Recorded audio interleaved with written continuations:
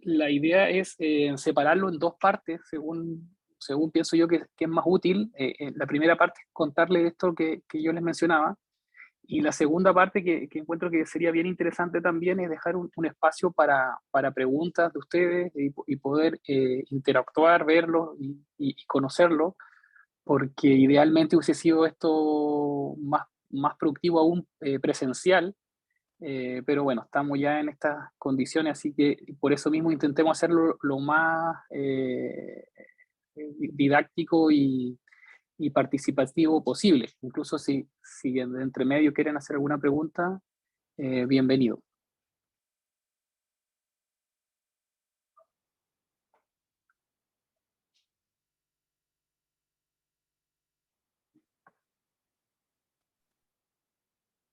Felipe.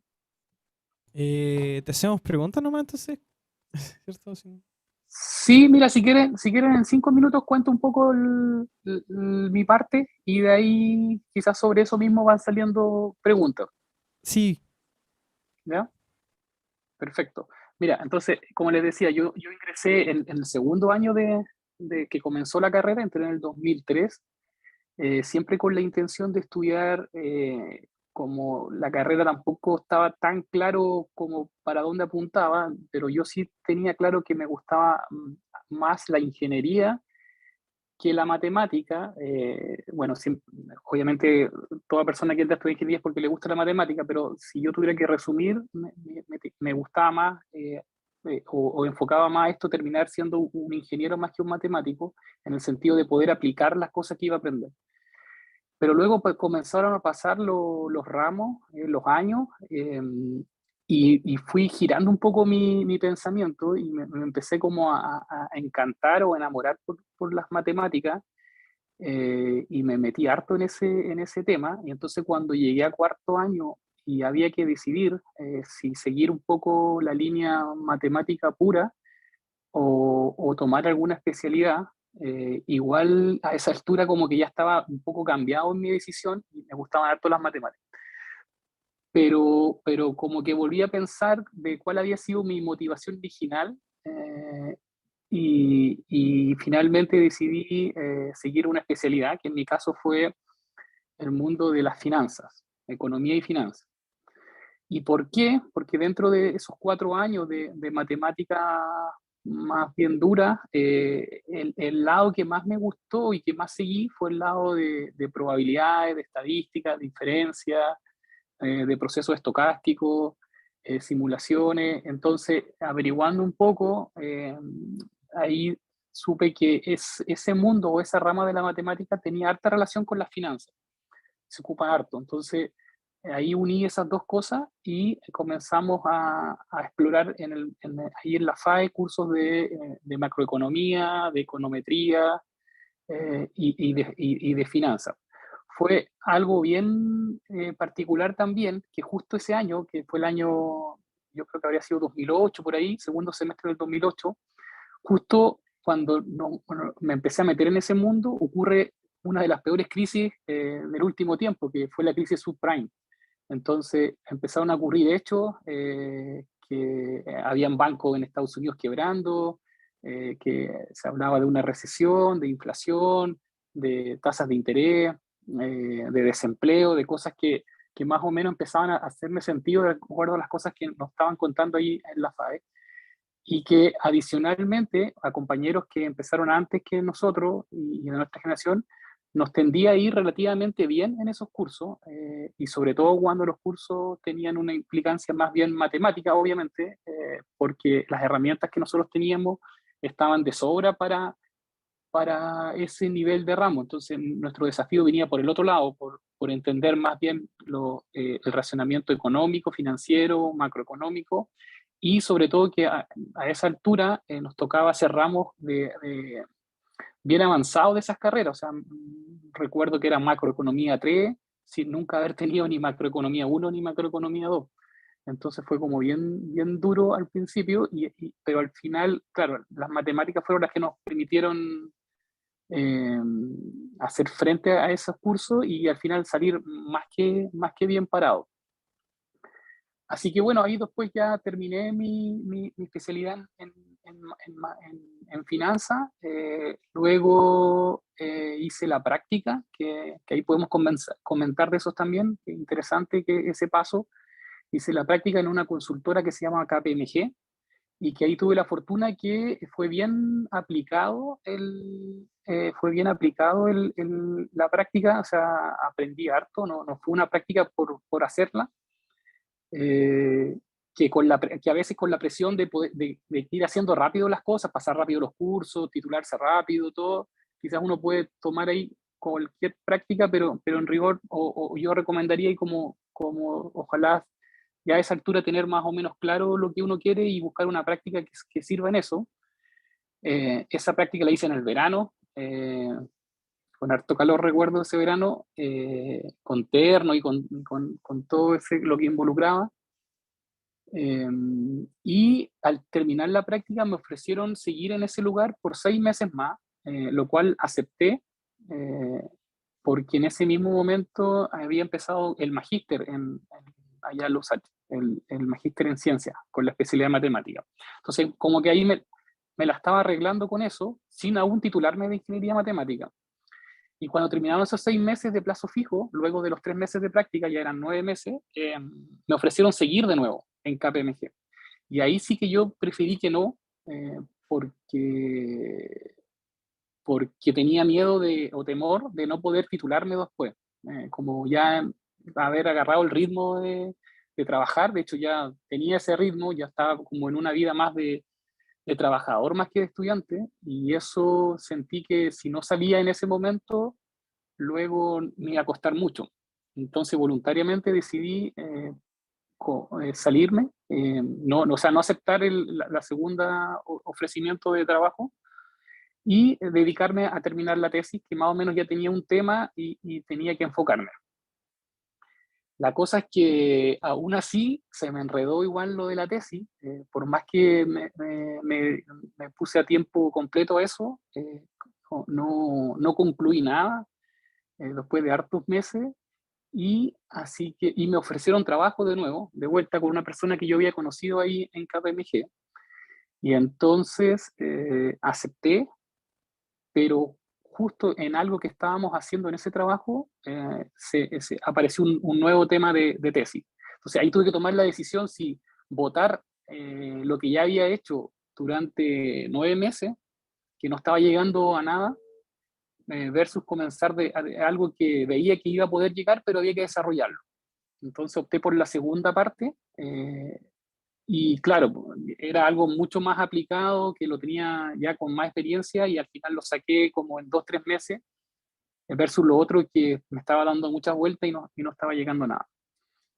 Entonces ahí ya le estoy hablando como del año 2010, y después en el año 2011 ahí entré a trabajar al Banco Santander, y de ahí estoy hasta ahora, o sea, ya llevo 10 años ahí en el mundo de riesgos.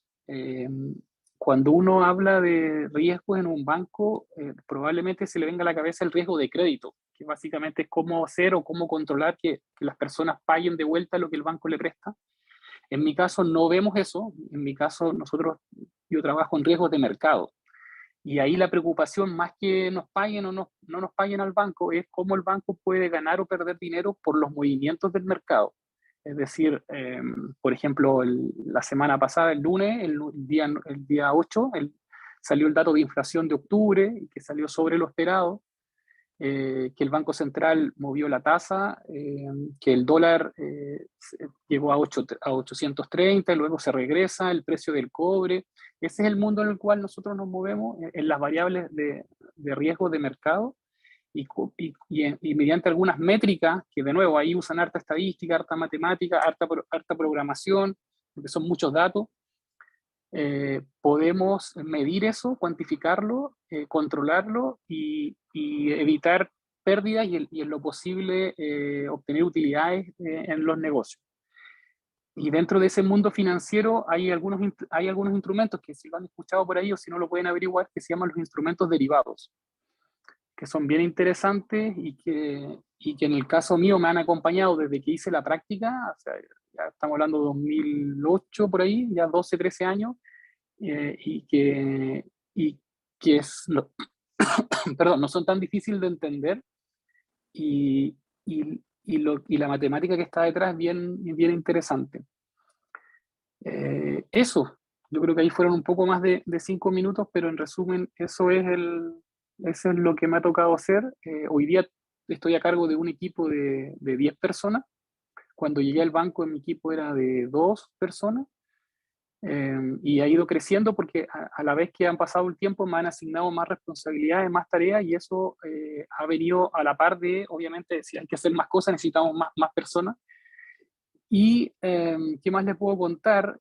Bueno, mi nexo con la universidad y con la carrera lo he intentado mantener todo el tiempo. Nosotros acá en el banco hemos tenido practicantes de la carrera, practicantes de la universidad también, de ingeniería estadística.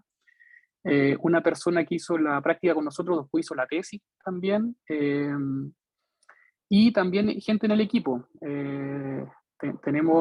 Hemos llegado a tener, a ver, al menos la mitad del equipo de ingeniería matemática. Ahí voy a nombrar algunas personas, no sé si las conocerán a esta altura o no, pero está César Orozco, Diego Rojas, estuvo Yorca, estuvo Álvaro Aguirre. En una gerencia del lado está Lidia, que está viendo metodologías de crédito. Entonces, un poco el mensaje es que hemos hecho ahí un buen trabajo en el banco. Cuando Recursos Humanos evalúa los currículum, hasta el momento tiene un buen parecer de lo que es la carrera y la universidad. Y yo creo que ese es el principal desafío, seguir manteniendo ese, como, entre comillas, buena fama, y que en el último tiempo, bueno, ahí podemos después hablar de eso, que hemos visto ahí que puede estar generándose algunos problemas o algunas expectativas que no se están cumpliendo, y que sería bueno que yo también se las comentase de cómo poder abordarlas.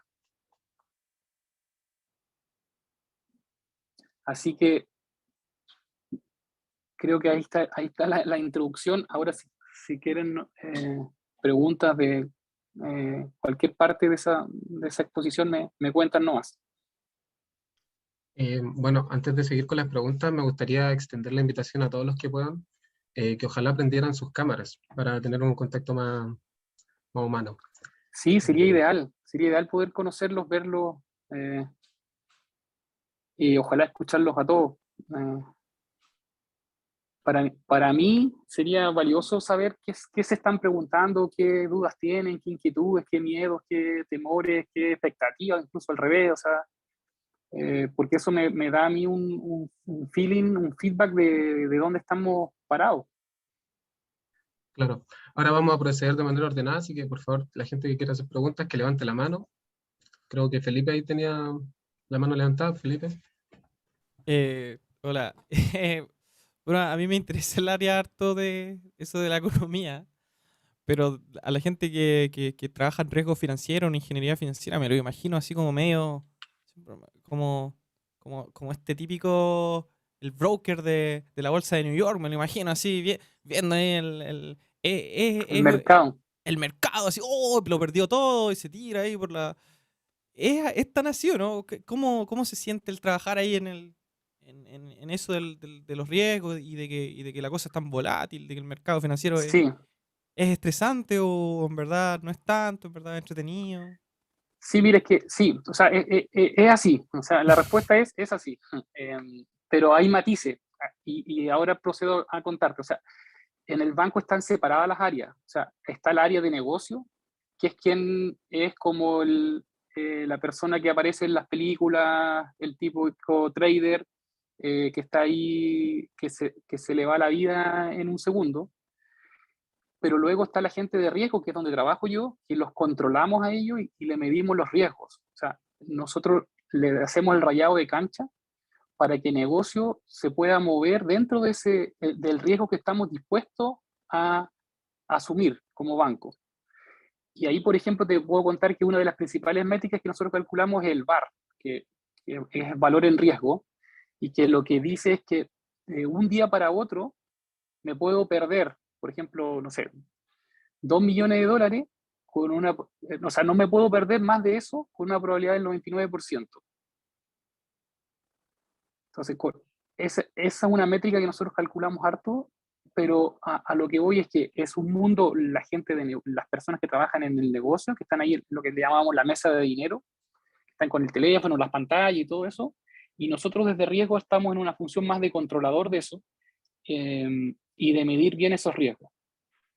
Pero sí que es estresante, o sea, nosotros hemos vivido en el último, o sea, de los 10 años de experiencia que tengo, hemos vivido dos grandes momentos muy tensos en el último tiempo, que primero fue para el estallido social y después fue para COVID, donde adicional a lo que está pasando en el mundo real, es decir, cuando había manifestación y el movimiento social súper válido y todo, nosotros sufríamos, bueno, por eso también, pero lo sufríamos en directo por los mercados, porque el dólar que normalmente se te puede mover 5, 6, 7 pesos en un día lo veíamos subir 15 pesos, al otro día bajar 20 pesos, era una locura. Lo mismo las tasas de interés. Y lo mismo luego pasó en marzo del 20 con COVID, es decir, adicional a lo que estaba pasando en el mundo, de que había una pandemia, de que había que cuidarse todo, entonces, además, justo en ese momento, nuestro trabajo se puso aún más eh, problemático, por decirlo así, porque ciertos modelos que se comportaban de una manera en situaciones normales, cuando las variables se estresaron, los modelos, algunos empezaron ahí a mostrar cosas que había que explicar y explicarle ahí a los jefes por qué las cosas se estaban moviendo de tal manera y que eso no había pasado nunca antes. Y entonces sí que es estresante en ese sentido y de que hay que estar muy, muy pendiente. O sea, por ejemplo, hay días normales, hace un par de días había un día súper normal en el tipo cambio dólar y justo, me acuerdo de dos, apareció el fiscal declarando que iba a declarar como imputado el presidente por los casos de Dominga.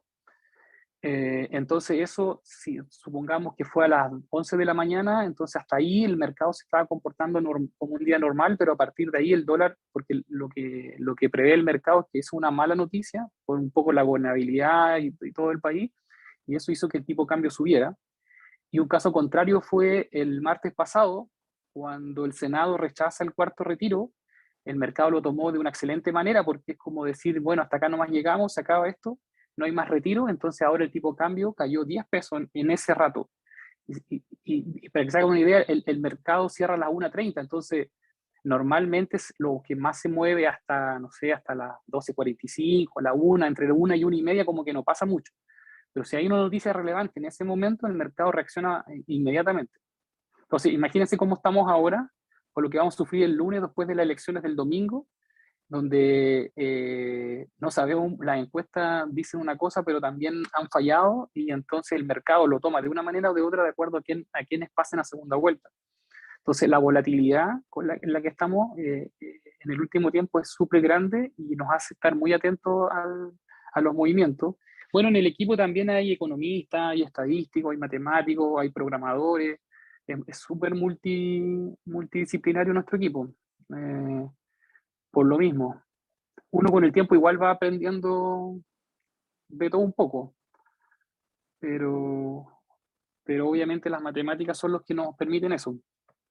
Es más fácil ir en esa dirección que en la dirección opuesta.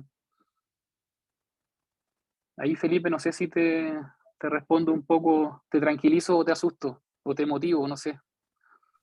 Interesante, gracias. Sobre el tema de la herramienta, o sea, tú dijiste que ibas aprendiendo continuamente en un equipo multidisciplinario, distintas cosas. ¿Hay alguna herramienta en Sí, particular que hayas necesitado quizás inmediatamente al momento de insertarte al mundo laboral o fortalecer? sí, ese es un buen punto, es un buen punto. Mira, en mi caso, y como fui, debo decirlo así, avanzando en la carrera, cada vez mis habilidades de gestión se empezaron a hacer más necesarias. O sea, en algún momento llega ese punto en que si tú quieres seguir avanzando en una carrera profesional como esta, naturalmente vas a tener que dirigir un equipo a alguien. Entonces, eso fue una habilidad que yo me di cuenta que tenía muy poca, porque mi personalidad también siempre fue más o sea, entre introvertida y extrovertida, yo diría introvertida, y eso me di cuenta que había que trabajarlo. Entonces, en un principio, y el banco en ese sentido nos forma bien, o sea, tenemos cursos de liderazgo, nos hace coaching, nos hace, no sé, simulación de conflictos por ejemplo, si dos personas del equipo tienen algún conflicto, cómo enfrentar esos conflictos, cómo hablar directamente, y obviamente que es una cosa que es muy difícil, es cómo delegar. En un principio quieres hacerlo todo porque crees que lo haces mejor que todos, y después te das cuenta que no, pues, que para eso hay un equipo, que puedes delegar cosas, y nosotros que veníamos de una formación matemática, cuesta un poco porque, no sé, en otras carreras seguramente están acostumbrados a hacer más trabajo en equipo, no sé. Acá, contra más solo estudias, o sea, a partir de un momento, al principio, los primeros años, claro, hasta el primero o segundo año vas estudiando en grupo, después nosotros éramos tan pocos que de los que íbamos quedando, cada uno estaba casi en un ramo o dos, entonces era difícil armar eso. Y entonces yo diría que mis habilidades blandas fueron las que más tuve que fortalecer para poder seguir avanzando en este mundo de desafío. La parte matemática obviamente sobra, o sea, a la altura o la formación que seguro tienen ustedes, no es necesario más. Después están otras cosas, saliéndome de la parte blanda, están las habilidades técnicas, que es muy importante saber programar para este mundo. Si nosotros tenemos, por ejemplo, la necesidad de tener serie histórica del 2008 en adelante. Eso es porque el regulador europeo nos los pide así. Nosotros, por más que seamos Banco Santander Chile, pertenecemos al Grupo Santander y le tenemos que reportar al regulador no solo chileno, a la CMF o al Banco Central de Chile, sino que también al regulador europeo por pertenecer al grupo. Entonces, ellos tienen una regulación que dice que tenemos que tener series del 2008 de cada uno de nuestros factores de riesgo.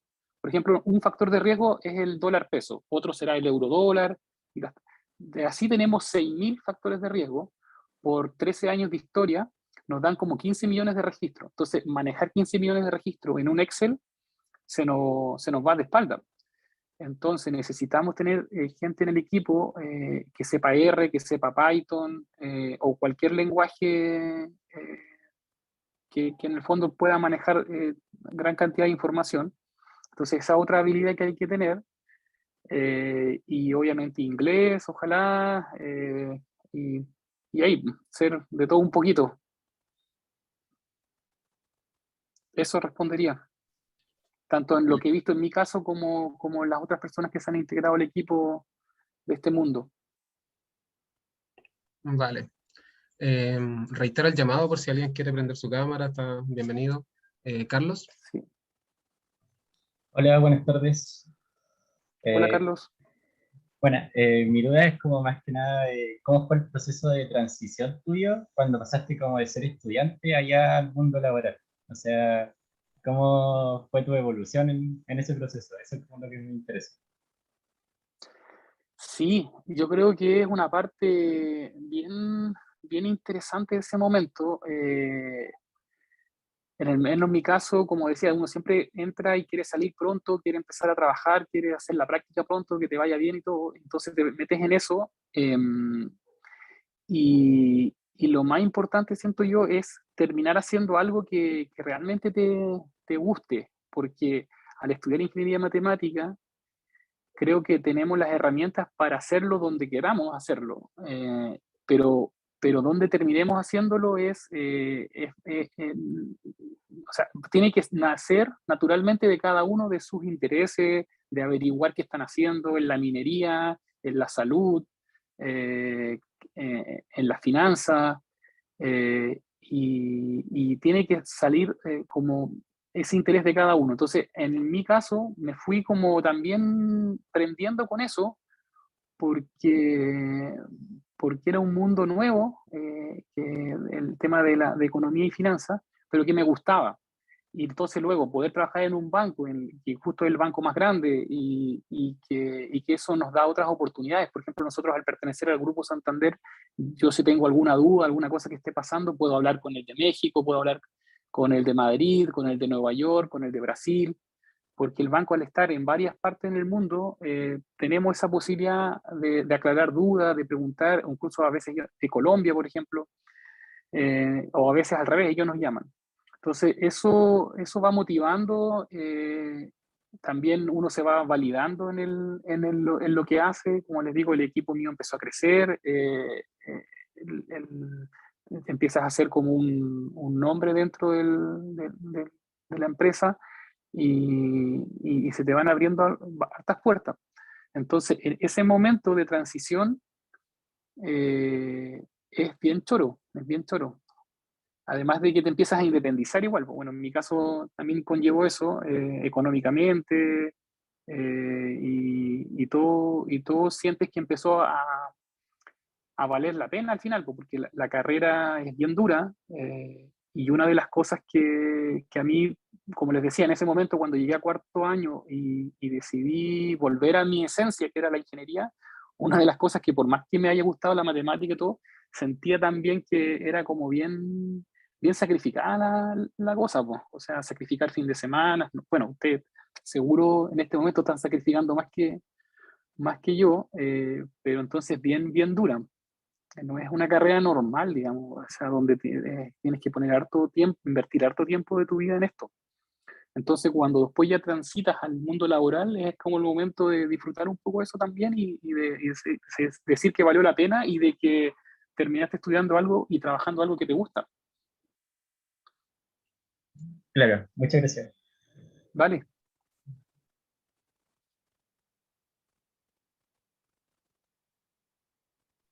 ¿Hay más dudas para Andrés? Miguel. Hola, buenas Hola, tardes. Miguel.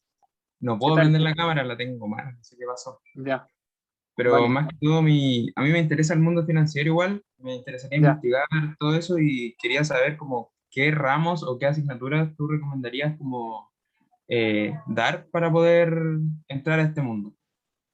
Ya. Sí, mira, como te digo, o sea, al menos yo la carrera o sea, claro, el perfil que seguí fue ahí con el profe Eugenio, que bueno, ahí seguimos en contacto siempre. Entonces tuve ahí como la suerte de que cada ramo de esto me fue tocando con él, desde probabilidades, de después inferencia, después hicimos los procesos estocásticos 1 y 2, después él guió mi tesis, la de pregrado y la del magíster. Entonces ese lado seguí yo.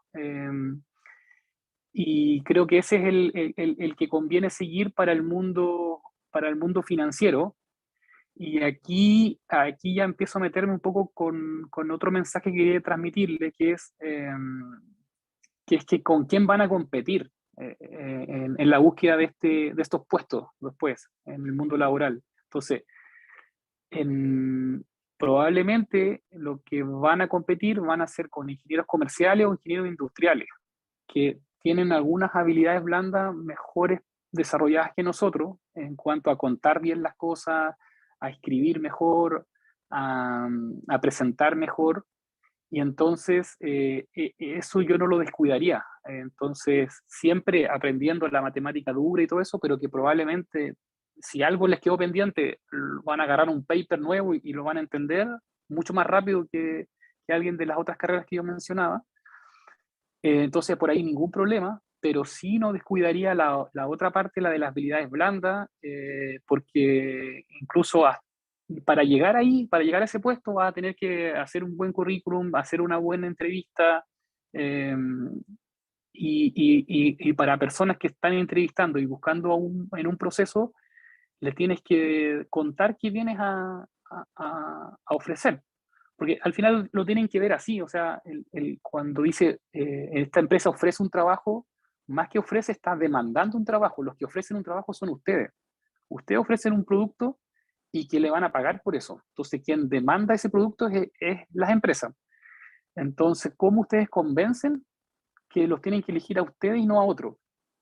Y eso, por más buenos alumnos que hayan sido, por que hayan pasado topología, álgebra abstracta y hayan sabido lo que es una variedad, que ya a esta altura se me olvidó lo que es, ¿cómo los convencen? ¿Cómo da lo mismo si se sacaron un 6 o un 7?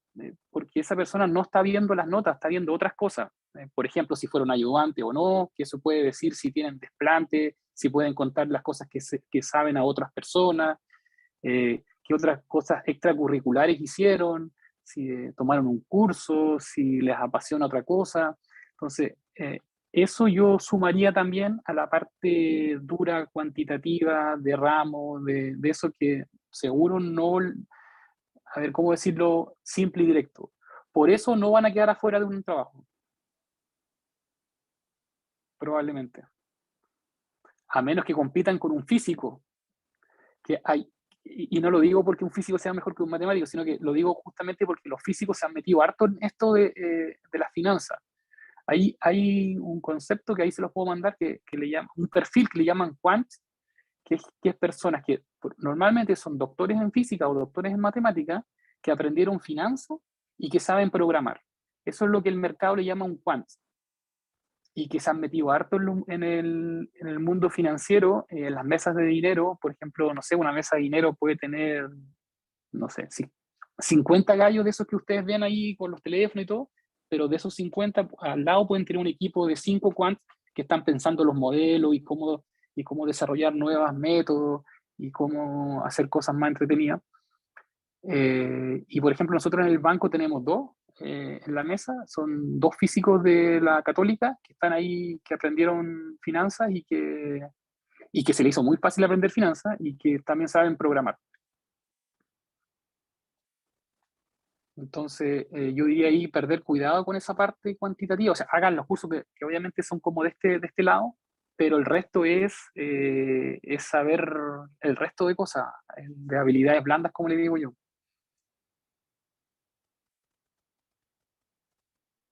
Gracias. Vale, entonces, ¿alguien más tiene alguna consulta que hacer?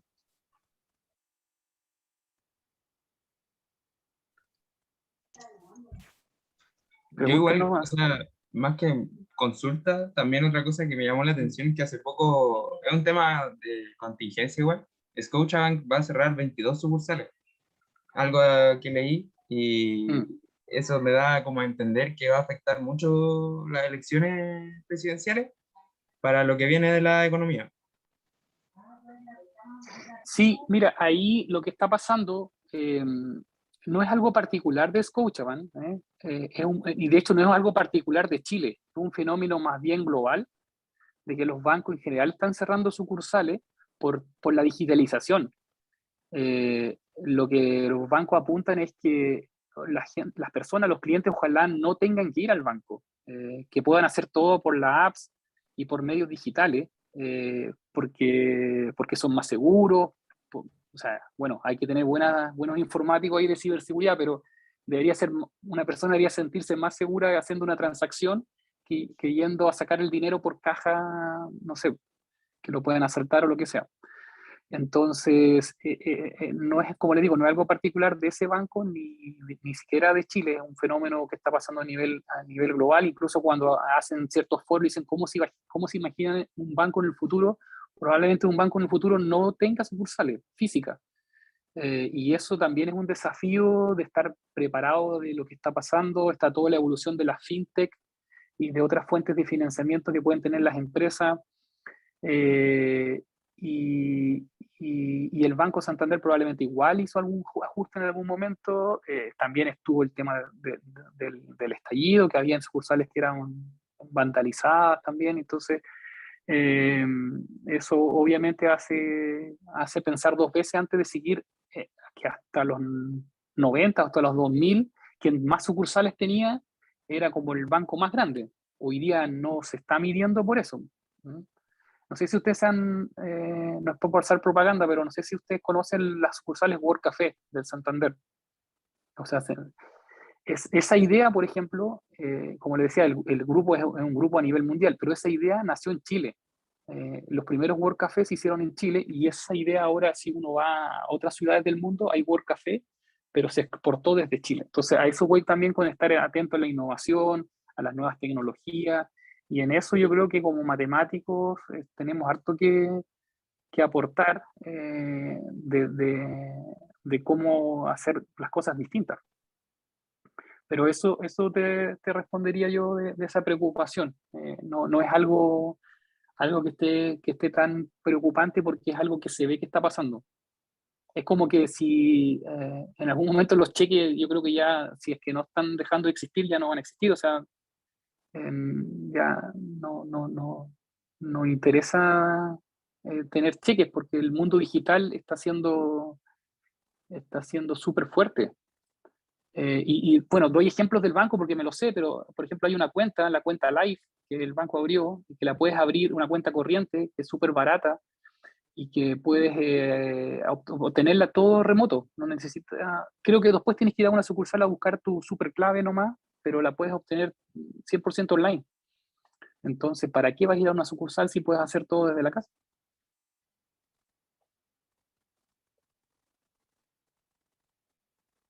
Vale.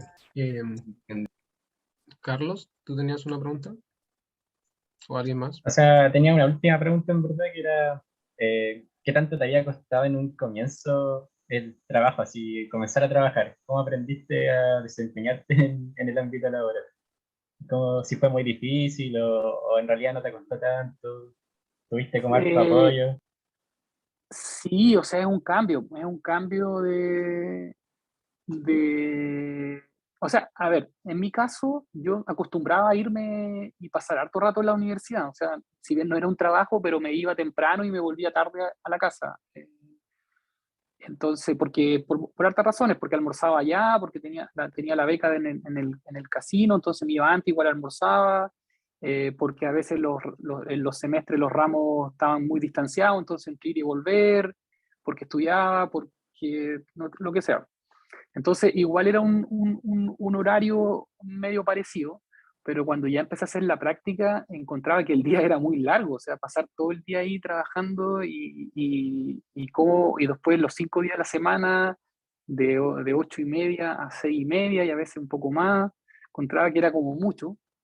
Después te pasa que encuentras que es poco, que tienes tanta pega que se te hace poco el día y que necesitas como que si necesitaras trabajar más para poder hacer lo que te están pidiendo. Y ahí vas un poco calibrando eso, ¿no? Pero después, o sea, igual como la contraparte de eso es que tienes los fines de semana que son generalmente 100% para ti, no como en la U que siempre tenías alguna cosa que estudiar, alguna cosa que hacer, como que no andáis tranquilo con eso mentalmente. Al menos en mi caso, que siempre andáis como más preocupado de la prueba el lunes, lo que sea. Entonces después cuando vives eso es como bien interesante porque tienes realmente el sábado y el domingo para hacer cosas que te gustan, un poco volver al deporte, bueno, armar familia, si es tu caso, lo que sea, disfrutar más a los amigos, y eso, o sea, vas conociendo gente en el mismo trabajo, eh, es una experiencia tan buena como la mejor que yo creo que fue sí, la de la universidad, ahí no hay discusión, Vale, muchas gracias. ¿vale? Ahora Matías. Sí, hola, buenas. Yo te Hola, quería buenas Matías. consultar más que nada como, ya nos, bueno, uno estudiando acá, uno sabe la parte matemática y la maneja quizás y tiene un dominio, pero ya la parte laboral, la parte de la programación, siento que nosotros estamos muy débiles. ¿Qué tan Ya. fuerte fue el shock de saber tanta matemática, pero a la parte laboral, hacer la práctica, qué tan fuerte fue saber programar, ya sea en Python o en R? Sí, eso es enfrentarse a la realidad, claro, te das cuenta que sabes mucho de una cosa, pero necesitas saber de otras además, ser complementar tus conocimientos. Entonces, eso si lo sabes de antes, mucho mejor, po, mucho mejor para que no te los enfrentes en ese momento. Entonces, preocuparse desde ya de saber inglés, preocuparse de ya de saber programar, pero que no digo que es un fin, o sea, no tiene que ser porque al final el equipo, en mi caso, trabaja en eso porque lo necesita como un medio, porque cuando lo quieren cargar en Excel, el Excel se cae. Entonces, no hay otra opción que cargar 15 millones de registros en un R en un Python. Entonces, si no sabes eso y el de al lado lo sabe, por más que se te ocurra el modelo y todo, ¿cómo lo haces? cómo programas la fórmula, porque aquí no estamos en la teoría de que con 100 datos, que la cuestión funciona bien, es la realidad. Entonces, al jefe le puedo decir, mira, esta cuestión funciona, ya a ver, hazlo ahora para toda la cartera. No es que tengo 20, son 20.000 derivados, es que me funciona para 5 nomás. O lo programo y lo programé mal, y sabes que para 20.000 se me está demorando 3 horas en correr. O más de un día, por ejemplo, y un proceso diario, entonces imposible que se te demore más de un día si tienes que tener la cifra todos los días. Entonces, si alguien de al lado lo supo programar y la cuestión lo programó bien y se demora 5 segundos, te ganó, pues. Pero no te ganó porque supiera más matemática, te ganó porque sabía programar. Entonces, o si después tienes que ir a contarle, hiciste algo súper bueno, matemático, y no había que programar, pero lo contaste y ahora hay que ir a contarlo, y te dicen que como en esa llamada va a estar la gente de Nueva York y de Santander, Londres, lo tienes que contar en inglés. Entonces, chuta, no lo puedo contar en inglés, entonces que lo cuente el de al lado. Y es fome, porque tú hiciste toda la pega, a ti se te ocurrió y no lo puedes ir a contar. ¿Sí? Entonces ese es un ejemplo del inglés. El otro es, se me ocurrió todo cómo hacerlo, pero ahora me pasaron 15 millones de registros y no lo puedo hacer. Entonces lo va a hacer el que sabe R. Ya. Entonces ahí es donde te ves enfrentado a ese problema y dice... O otro ejemplo, tuviste que delegar algo porque lo quisiste hacer tú y no se lo pasaste a otra persona y no tuviste como la capacidad de decirle, oye, mira, me ayudas en esto, lo haces tú, yo te ayudo con esto. No te organizaste bien y al final tenías todo para hacerlo y no pudiste hacerlo. Entonces, va a llegar un punto donde si tuviéramos como la barrita de matemática y técnica la vaya a tener como sobrecargada, sobrevalorada, pero vaya a tener N barritas más muy abajo, po. Inglés, programación, hablar, escribir, hacer una buena presentación, una PPT, no con color y nada de eso, pero una cosa moderna, buena, que se explique con imágenes, no sé, por ejemplo, hasta ahí yo soy pésimo en esa, pero una cosa vendedora, ¿cachai? Que no sea una lámina llena de texto, ojalá con imágenes, todas esas habilidades probablemente no la va a tener, no sé cuántas he nombrado, 5, las 5, pero ojalá que no te falten las 5. Ya. Están más equilibrados, por decirlo así. Más equilibrado, sí. Y cuanto antes uno se preocupe de eso, mejor. Si es que quieres seguir este camino, yo todo el rato hablo y quizás ahí sido un poco de ese lado, pero bueno, del mundo profesional, digamos, como ingeniero matemático estoy hablando siempre, metido en la finanza, en ese contexto. Ya, gracias. Vale, ahora profesor Patricio. Sí, hola Andrés, Hola, Pato. ¿qué tal? Gusto de saludarte. Igualmente. Bueno, primero que todo te agradezco la participación y me gustaría pedirte que le dieras un consejo a los alumnos. Si bien has dicho varias cosas, pero el momento de presentarse a las entrevistas de trabajo, ¿qué es lo que tienen que hacer y sobre todo lo que no deberían hacer? Ya, perfecto. Sí, mira, ahí yo también tengo harta experiencia porque como les he dicho y tengo un equipo, el equipo rota. Quiere decir o sea, yo lo veo así, le va bien y se mueve a otra área del banco o se mueve a otro banco también. Que, por ejemplo, una persona llega como analista junior, pasa un año, aprende súper bien, le va bien y se va a trabajar y nos abandona después, pues, se nos va a trabajar al banco de al lado. Entonces, como nos queda un cupo, yo tengo que salir a buscar el mercado persona. Y con recursos humanos que nos manda, nosotros ponemos la oferta y nos manda. Entonces, tengo como harta experiencia en eso y también en búsqueda de práctica. Entonces, ahí resumo un poco y quizás agrego algunas cosas, pero primero es saber bien al puesto que están postulando y la empresa a la que están postulando. Es decir, averiguar un poco antes si es un banco, qué banco es, en qué lugar está, qué hace, y el área, más o menos saber de a qué se dedican, o sea, averiguar un poco a dónde se están metiendo, porque la pregunta que le van a hacer es, ¿por qué quieres entrar acá? Entonces, si yo no sé lo que hacen en esa pega, ¿cómo voy a saber por qué quiero entrar? O sea, ¿qué puedo decir? No, porque quiero ganar plata, porque ya estudié 6 años y ahora mis papás me dicen ando a buscar pega. No, no puedo responder eso.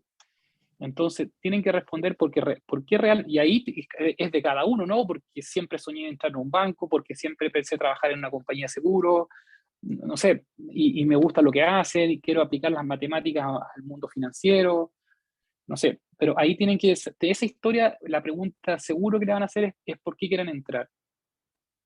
Otra pregunta que le pueden hacer es, ¿qué, qué, qué tienen ustedes para entregar? Por qué creen ustedes que lo pueden hacer bien? ¿Vale? Y ahí es donde tienen que matizar también en que tienen los conocimientos técnicos, matemáticos, y que les va a permitir aprender rápido, se van a poder desenvolver porque tuvieron alguna herramienta de presentación, de alto impacto, no sé, porque se mantienen cierto nivel de inglés, porque saben programar. O sea, no enfocarse, como veníamos diciendo, solo en que tuvieron cálculo, no sé, no sé cuántos cálculos, cuántas, porque eso ya está claro. O sea, el gallo al momento de leer que dice ingeniería matemática, eso lo da por descartado y probablemente usted sepa más matemática que el gallo que lo está entrevistando. Entonces, de eso no lo tienen que convencer. Lo tienen que convencer de que además de ser eso, saben tanto, tanto y tanto. Y para eso hasta pueden practicar, pueden ensayar, pueden decir que alguien le haga una entrevista, incluso, no sé, hasta ahí podemos coordinar algo y hacemos unas simulaciones y le hago las preguntas de rigor a ver cómo reaccionan, porque uno cree que se va a comportar de una manera, pero los nervios igual juegan un rol. Bueno, antes eran presenciales y eso también es un punto, o sea, y tratar de presentarse como lo más formal posible, a menos que te digan, oye, no es necesario, pero aún así siempre intenta ir lo más formal posible, hablar lo más formal posible, eh, dar ejemplo, ojalá dar ejemplo, eso también es bueno. O sea, si dicen, oye, ¿cómo crees tú que te comportarías en trabajo en equipo? Obviamente vas a decir bien, pero bien porque, por ejemplo, una vez, no sé, tuve que hacer esto, nos hicieron hacer un trabajo y yo tomé este rol y entonces designamos tales roles y yo cumplí mi rol y salió súper bien. Contar un ejemplo de éxito de lo que le estén preguntando, funcionó. ¿Cómo crees tú que te desempeñarías presentándole esto a un gerente, por ejemplo, o al gerente general? Claro, tú puedes decir, no, creo que me va a ir bien, ya, pero da un ejemplo, no bien, porque una vez tuvimos que ir a presentar un proyecto, no sé, al decano, o una vez fuimos a hablar con el rector, o una vez presentamos esto a otra universidad, o hicimos un proyecto y se lo contamos a los alumnos que iban entrando. Esas experiencias son las que al entrevistador le dice, este gallo no solo me dice que sí, sino que me da sustento de lo que está diciendo, pues, y yo le empiezo a creer. O porque desde primer año hice ayudantía, entonces no tengo problemas con hablar, de contar cosas en fáciles, porque los alumnos me hacían preguntas y yo más o menos respondía, porque eso habla de que me pude organizar entre lo que tenía que estudiar y mis ayudantías. No era solo estudiar, sino que también podía hacer más cosas a la vez. Entonces, eso es clave, dar ejemplos reales de cómo ustedes han enfrentado, porque una vez postulé una beca y tuve que, no sé, hacer una cosa. Bueno, ahí cada uno tendrá su propia historia de cómo ir armándola, pero ojalá la puedan ensayar, decirle a un amigo, oye, háceme como que me estáis entrevistando, o lo que sea, o entre ustedes, o, porque desde la práctica, imagínense que, por ejemplo, en el banco, nosotros para las prácticas, ah, para un puesto formal, obviamente tiene que opinar recursos humanos, la parte de una psicóloga te entrevista y todo. Para las prácticas, hasta hace poco eso no se hacía, porque se entiende que es una práctica y lo que sea. Ahora se hace, no es una exigencia, porque para un puesto formal, recursos humanos te puede decir, sabes que todo perfecto, la carrera, tú dices que este gallo es el que tú necesitas, pero a mí no, por mí no pasó. Entonces, si ellos dicen que no, no se contrata, por más que nosotros queramos contratarlo. En el caso de las prácticas, ellos no es un veto lo que ponen, pero sí te ponen una observación, una recomendación. ¿Por qué? Porque lo que está tratando de hacer es que si una persona hizo la práctica, probablemente después potencialmente puede entrar a trabajar. Entonces los quieren evaluar desde el inicio. Y ahí que, nos ha pasado que una persona que quería entrar en la práctica, Recursos Humanos nos observó algo, y más o menos fue por esto, por responder cosas que fue casi que decir, ¿por qué está acá? Porque el profe me mandó para acá, o porque alguien dijo que quizás podía entrar. son respuestas que no se pueden dar, que no... Entonces, claro, después Recursos Humanos se da la vuelta y me dice, oye, este chico, esta chica respondió esto, ¿pero realmente quiere entrar? ¿O se puso nervioso y respondió eso? ¿O realmente fue por sus razones porque el profe la mandó? O sea, mínimo te aparece la pregunta, po. Entonces, o si lo recomienda un amigo, por ejemplo, sabes que entrevístalo, yo te lo recomiendo, entonces después tú vas para allá y dices, oye, ¿por qué viniste? Porque un amigo me recomendó. No, pues no voy a responder eso, tienes que decir, no, porque yo quiero trabajar acá, tengo de las herramientas necesarias, creo que lo puedo hacer bien, y todo el cuento que le decía recién de los ejemplos. Muchas gracias. Por ahí va la cosa, Pato. Por ahí lo vemos. Clarísimo. Y en ese sentido, y ya cuando lo llevamos nosotros a lo nuestro, sí, o sea, cuando yo enfrento dos currículums y que los dos, no sé, por ejemplo, son un ingeniero matemático, un ingeniero estadístico, lo que voy a buscar es lo que no es evidente. Como digo, lo evidente es que sepan mucha matemática, sepan mucha estadística y que en eso no haya problema. Entonces yo voy a preguntar otras cosas. Y ahí es donde vamos a elegir. O sea, y ahí nos podemos fijar hasta quién hizo ayudantía y quién no, o sea, cualquier variable que nos diga de dónde saco más información, porque al final son 15 minutos, son 20 minutos donde la persona se tiene que hacer una idea del entrevistado. Entonces, te sacaste la mugres durante 6 años, te quedaste hasta tarde, sacrificaste un montón de cosas de tu vida y después no digo que se te va a ir la vida en eso, probablemente te van a llamar a 8 entrevistas y todo, pero a tu primera entrevista te puede ir mal después de 6 años y en 15 minutos echarlo a perder. Y esa es la idea, que no nos pase. Sí. No nos pase. Y ahí, pucha, no sé si prefiero ser lo más claro posible en el mensaje y mi idea también es motivarlo a la vez.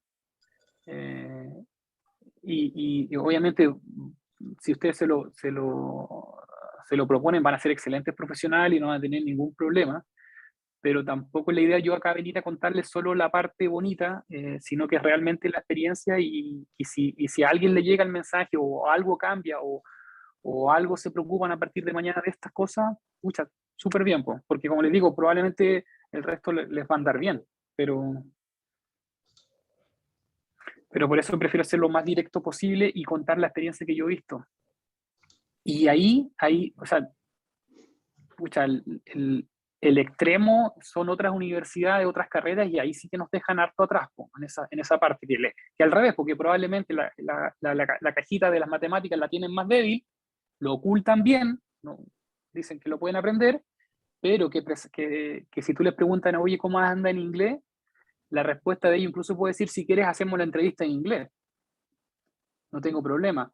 O si le preguntas si saben programar, ahí capaz que tampoco andan tan bien, pero igual dicen que pueden aprender, que saben presentar. Entonces ahí, por eso les digo yo, averigüen bien dónde quieren trabajar, qué profesionales están trabajando hoy en día ahí, porque esos van a ser sus competidores al producto que ustedes están ofreciendo. Porque como les decía, al final ustedes son los que ofrecen el trabajo y la empresa lo demanda y les va a pagar por eso.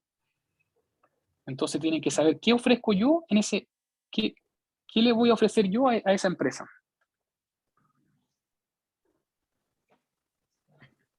Vale, muchas gracias Andrés, de verdad que creo que ya tenemos como explicado todo el panorama general, por lo menos en el área tuya. No sé si alguien más tiene alguna duda, por favor, que levante la mano ahora. Si no, le doy muchas gracias de nuevo Andrés, ojalá se repita esta ocasión en algún momento, otro próximo año. Muy buena presentación. También doy el dato para todos. La Vicerrectoría de Vinculación con el Medio suele hacer talleres sobre simulaciones de entrevista, también sobre cómo crear un currículum, cómo manejar un perfil de LinkedIn, que de paso pregunto, no sé qué tan importante ha sido para ti esa herramienta de LinkedIn en la industria. Sí, es muy importante y cada vez se usa más. Es una cosa que hay que estar, porque, o sea, de partida, si yo digo a Recursos Humanos que abra un proceso, probablemente busque también en LinkedIn. O sea, hay que estar ahí, hagan un buen perfil, una buena foto, tengan su currículum ojalá lo más actualizado posible, averigüen cuáles son los formatos que se están utilizando ahora, que han variado harto respecto al que yo en algún momento hice al inicio, donde se cuenta de una manera, ojalá en una página, yo creo en una página bien lo que han hecho, destaquen bien los cursos extras que han tomado, si han sido ayudantes o no. Como les digo, o sea, en una lectura de un currículum y en 15 minutos de una entrevista es donde la otra persona se tiene que hacer una idea de ustedes. Entonces, es muy importante que lo hagan bien. Es muy importante. Y LinkedIn sí, o sea, y aparte hacen una red de contactos, si hacen la práctica en una parte, después los agregan, funciona súper bien, Vale. es bien Bueno, usada. entonces ahora damos por terminado bueno, en realidad ahora pasamos a actividades recreativas, las cuales van a ser realizadas mediante Discord, así que la gente se puede pasar a conectar a Discord, y damos por terminada el espacio de Andrés el día de hoy. Nos vemos de nuevo mañana. Solo nomás ahí igual agradecer la invitación y gracias por las preguntas porque no sé de qué año son en general, pero me imagino que ya están, varios mencionaron ahí que ya estén como medio decididos por qué lado empezar a hacer su carrera, así que me imagino que son más de los últimos años.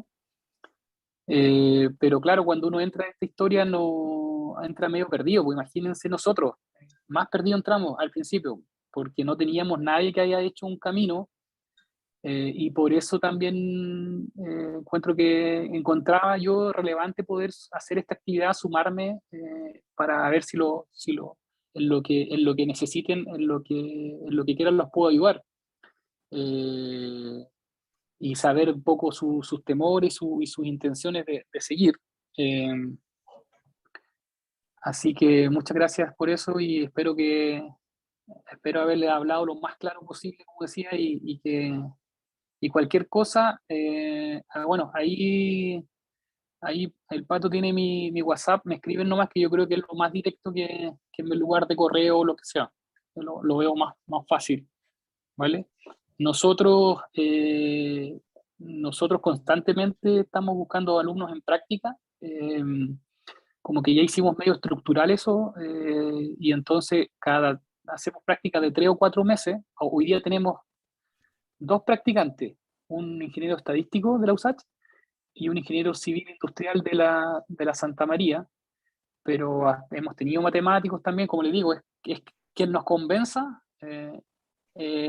porque hay que ser profesional, es un trabajo, y yo por más intenciones que tengo obviamente de que la carrera tenga presencia en lo laboral, obviamente la decisión pasa por un tema objetivo, entonces yo ahí sí, al menos cumplo con invitarlos a participar, a mandar currículum cuando llegue ese momento y al menos lo evaluaremos. No les puedo garantizar que queden, porque eso ya se lo dejo a ustedes, y ahí ya es un poco lo que les contaba recién, pero ahí cada uno se la juega.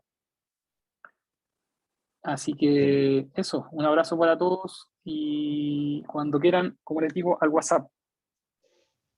Vamos a estar en contacto y te vamos a invitar a la universidad cuando